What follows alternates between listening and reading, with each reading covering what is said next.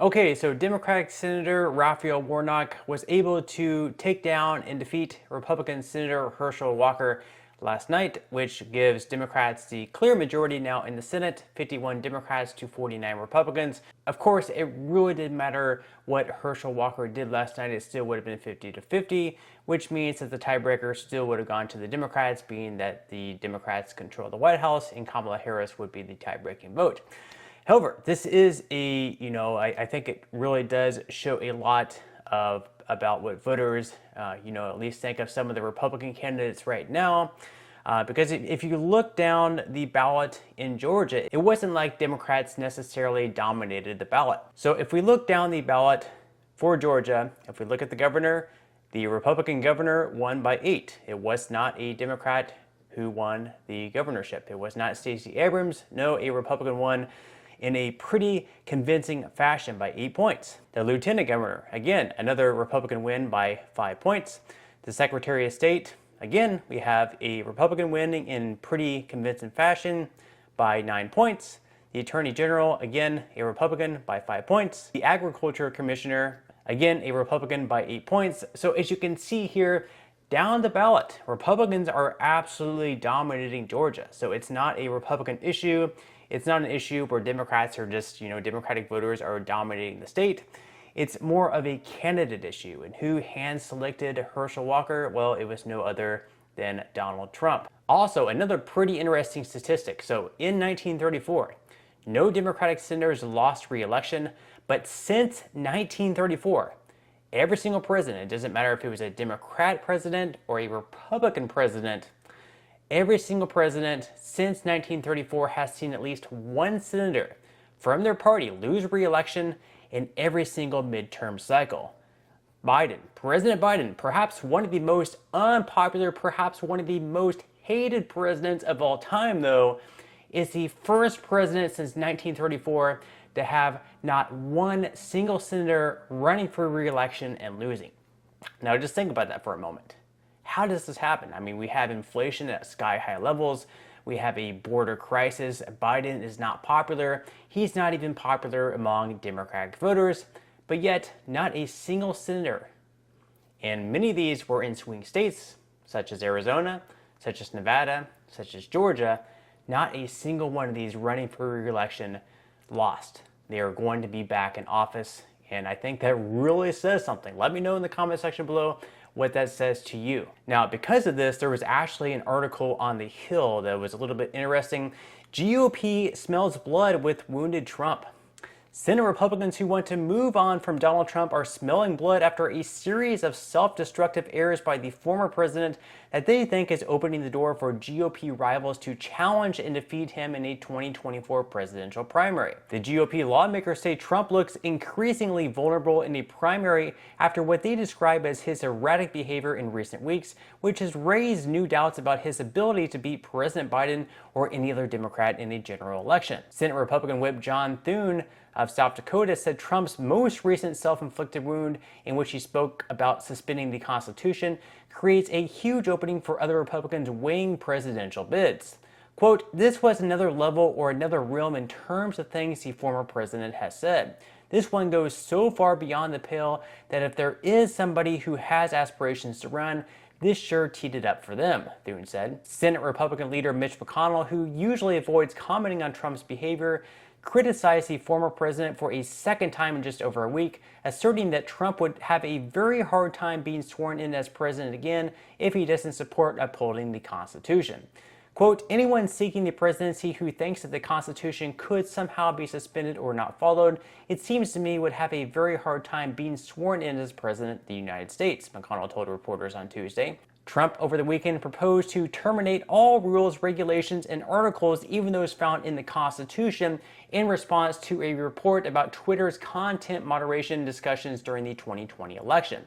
Now, of course, this was where we had both Democrats and Republicans kind of, reaching out to people who moderated Twitter. Of course, most people who were employees of Twitter were on the left wing, so if Republicans were messaging them, telling them to take down a certain post that looked bad for them, these employees, if they're left wing, they're probably not going to, be restricting these posts in any way. But then if we had Democrats reaching out to these moderators saying, hey, this post doesn't look too good for Joe Biden, it could hurt his chances in the election, and they're left wing, they're for Joe Biden, they're anti-Trump, of course they're probably going to moderate that post, restrict it in certain ways.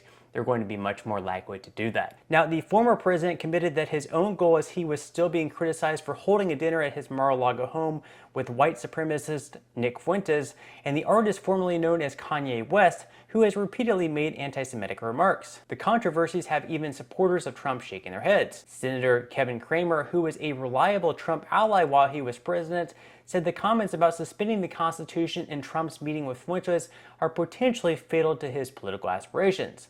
Quote, I do think his recent behavior, those are foibles that are approaching fatality among the group that loves Donald Trump, he said. That's the head scratcher. Now, when you're talking about suspending the Constitution, that becomes language that's confusing to the traditional Trump patriot, he said. Cramer said he never thought that Trump would clear the Republican field by announcing his intention to run for president again in 2024, but he finds it baffling that Trump appears to be giving powerful ammo to his Republican rivals. He called Trump's behavior peculiar, adding that these are just not good tactics. Senator Josh Hawley also said Trump's recent stumbles could very well encourage Republican rivals to view him as imminently beatable in the 2024 primary. Okay, so we're getting the point here. We have different Republicans coming out saying that his behavior wasn't good, saying that to suspend the Constitution was not a very smart thing to say. And let's face it, Trump is pretty erratic. He's pretty much always been erratic since before even running for president back in 2016. He said all kinds of things, and he was supposed to really get beat down by Hillary Clinton, but he was able to come out with an upset win, mostly I think because Hillary Clinton was even more unlikable than Donald Trump.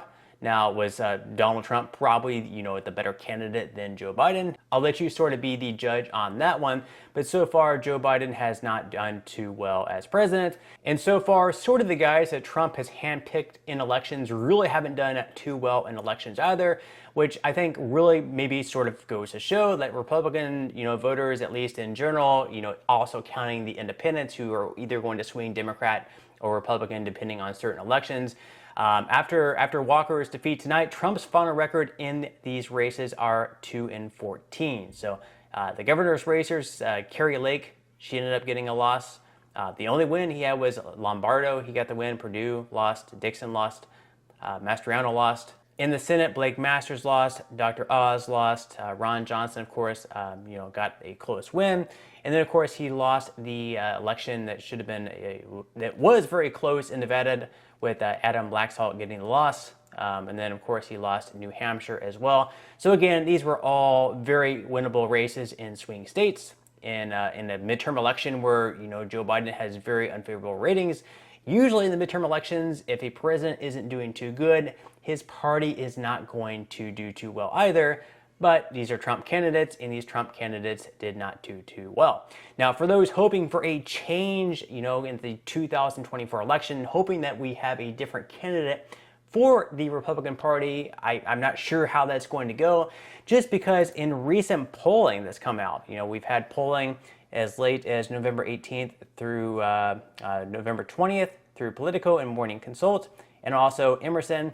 And in those polls, it's been 45% of the vote has gone to Trump, 30% has gone to DeSantis, and then third place we have Mike Pence and Ted Cruz at 7% and 3%. So at the moment, it's really coming down to Donald Trump and Ron DeSantis. Now, whether or not Ron DeSantis can kind of close that gap even more over the next couple of years before we get to those Republican primaries, I'm not really sure. Maybe he can pick up the 7% from Pence, the 3% from Cruz, the 2% from Cheney, the 2% from Haley, and sort of close that gap in that way. But right now, I believe Donald Trump is still a mainstay in the Republican Party, and he's going to be very difficult to take down. And we still don't even know whether or not Ron DeSantis is going to run for president.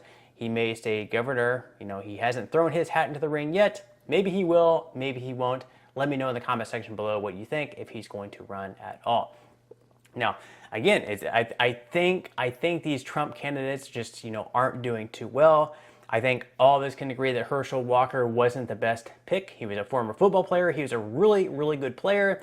But, perhaps as a politician, he wasn't going to, be the best one. He probably wasn't the best pick. And maybe, at least people in the middle didn't think that he would do too well, and that's why they either didn't show up to vote at all, or perhaps that's why they went ahead and voted for Rafael Warnock.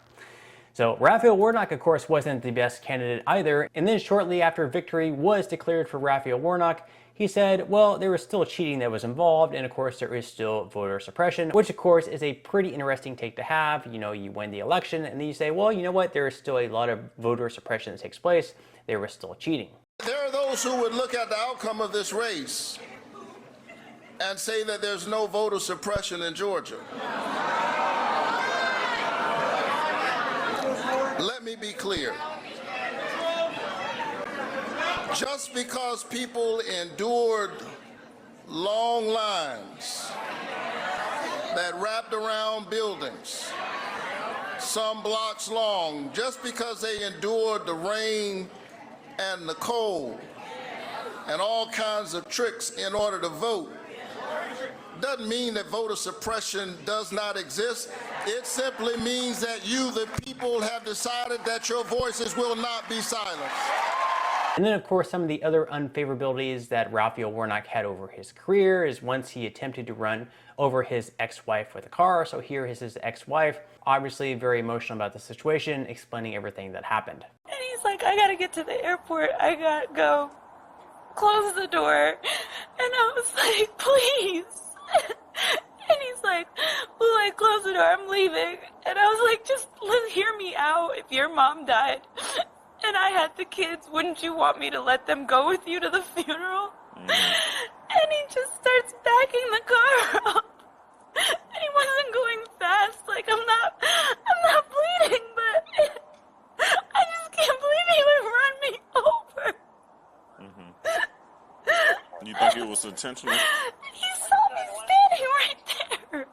I wasn't far. I was touching my daughter in the car seat. So you... He knew. He told me. He knew. He knew that he ran over your foot? This man's running for United States Senate, and all he cares about right now is his reputation. I work at the mayor's office, and this is a big problem. Okay. I've been trying to be very quiet about the way that he is for the sake of my kids and his reputation. He's the pastor at Ebenezer. I have not involved people. I told the mayor we were getting a divorce simply because I report to one level beneath her and I needed her to know in advance, but I've tried to keep the way that he acts under wraps for a long time, and today he crossed the line. So that is what is going on here, and he's a great actor. He is phenomenal at putting on a really good show. And all of a sudden she's screaming that I ran over her foot. I don't believe it. But I don't, certainly that was not my intent. Yeah, okay. Certainly not. My head was in the car and you drove Officer. off. Why would you Officer, drive while because my it's, head is because leaning it's over? hot, it was not, that's not true. Officer.